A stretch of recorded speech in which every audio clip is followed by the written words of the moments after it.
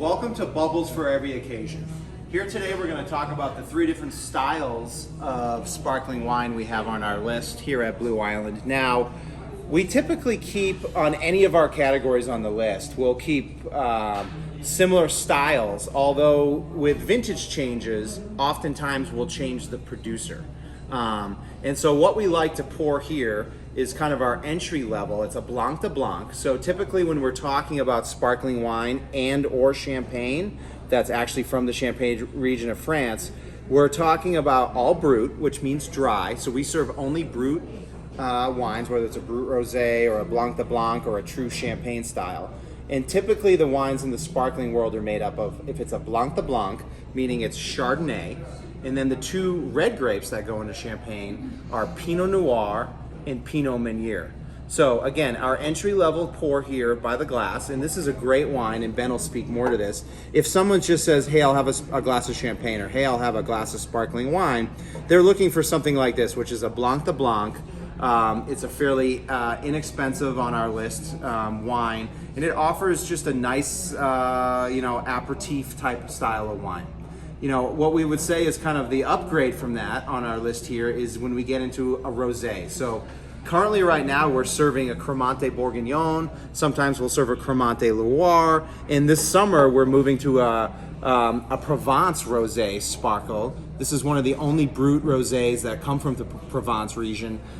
Typically something like this would be the little bit of red is coming from the red grapes of Champagne, so that would be Pinot Noir or Pinot Meunier.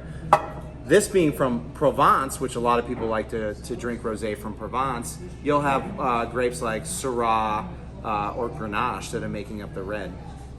And then when we move into what we'll consider our higher end pour, right, Ben, is Veuve Clicquot. The House of Veuve from Champagne, France.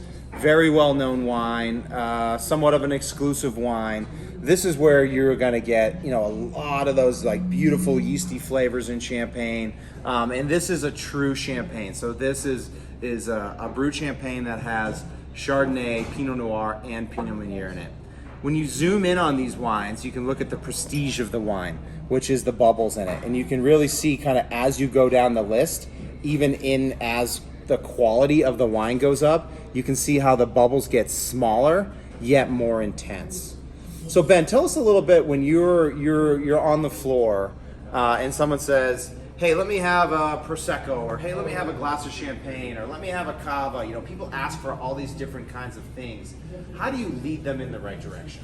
Absolutely. Well, it's kind of like what you were talking about before. It really depends what they're looking for. Generally, if somebody just says generically, I want a Prosecco or I'm looking for a cava, you're going to go to the Blanc de Blanc first. It's, as Sean was saying, entry level, easy drinking, great flavor, very dry, but also at a great price point. So when we use those 2 names too, because as we're going through these training programs, when the word cava or the word Prosecco or the word champagne, those get kind of mixed up as like general terms for something in a glass, right? Absolutely, I think a lot of times that it's important when you're working the floor or you're behind the bar at Blue Island that you understand what somebody's asking for, right? Absolutely. When someone's asking for a Prosecco, I don't think they necessarily are like, I only want to drink Italian sparkling wine, right? No, they're just saying, I want sparkling wine. I want bubbles. I want to feel the tingle. I want the acid. I want the sugar. I want the fun of champagne, of Prosecco. And maybe they're truly asking for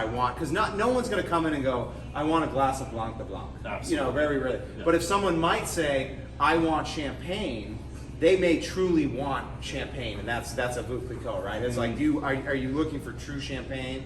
So I think that's important as we're training our teams, that they really read the guest and understand. Correct? Yeah, understand that Prosecco, Cava, Champagne are essentially generic to most people. They use that interchangeably to mean sparkling wine. So it's up to you to have the knowledge to kind of understand, okay, are you just looking for sparkling, or are you looking for something a little bit different? Do you want that toast? Do you want that butteriness of a good glass of Veuve? Are you looking for something with a little more fruit, a little more energy, a little more summertime feeling like your sparkling rosé? Or as I said before, are you truly just looking for, I just want the tingle of bubbles and I want a good flavor on my tongue as I'm eating my oysters? And maybe I even want a price point, yeah, right? Like, absolutely. Hey, it's happy hour, and I want, all these wines are great, or they wouldn't be on our list.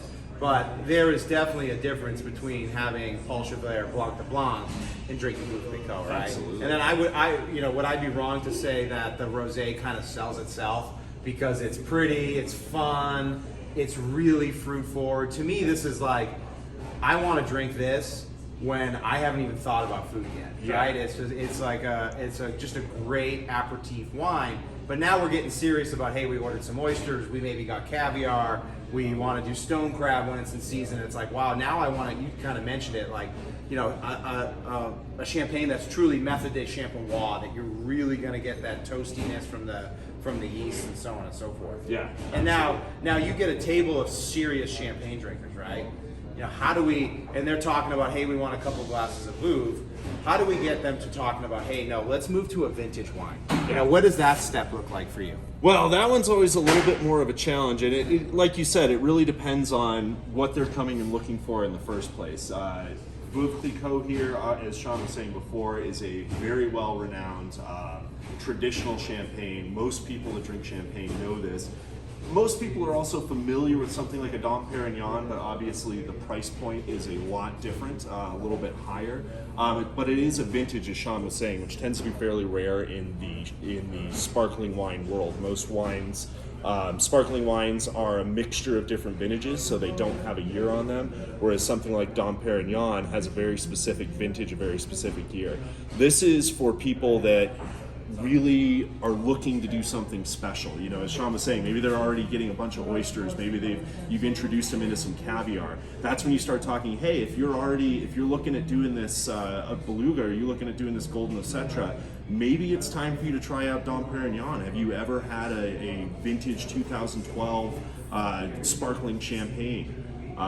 Something to that effect.